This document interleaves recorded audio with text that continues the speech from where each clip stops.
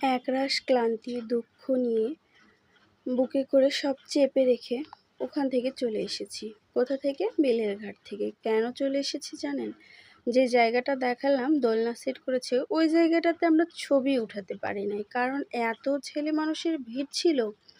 ওই জায়গাটাতে আমাদের যাওয়াই সম্ভব ছিল না। তো কি করব, মনের দুঃখে বাসার দিকে রওনা দিলাম। তো বাসায় আসার পথে হঠাৎ মনে হলো আমাদের ক্ষেতলালের একটা দোকান আছে, খুবই জনপ্রিয় একটা দোকান। সেই দোকানের চা না খেলে তো হবে না। তো চলেন, যেই কথা সেই কাজ, সবাই মিলে সেই রওনা দিয়ে দিলাম বাজারে আসার জন্য। বাজারের পথটা আসতে আসতে দেখেন কি সুন্দর দেখাচ্ছিল। তো যাই হোক, আমরা সবাই মিলে সেখানে চলে আসি। আর দুধটা দেখেছেন, আর উপরের মালাইটা, আহা! এই দোকানের চা না খেলে আমাদের যেন শান্তিই হয় না, মনের তৃপ্তিই মেটে না। তো যাই হোক, আমরা সেখানে গিয়ে সুন্দর করে চা খাই। আর আমাদের তো অনেক ব্যাটালিয়ন ছিল, এই যে আমার ছোট ভাই আবার তাদেরকে চা ঠান্ডা করে দিচ্ছে। কি আর করার, খুব শান্তি করে তৃপ্তি করে চা খেয়ে সেখান থেকে আমরা সবাই মিলে চলে আসি।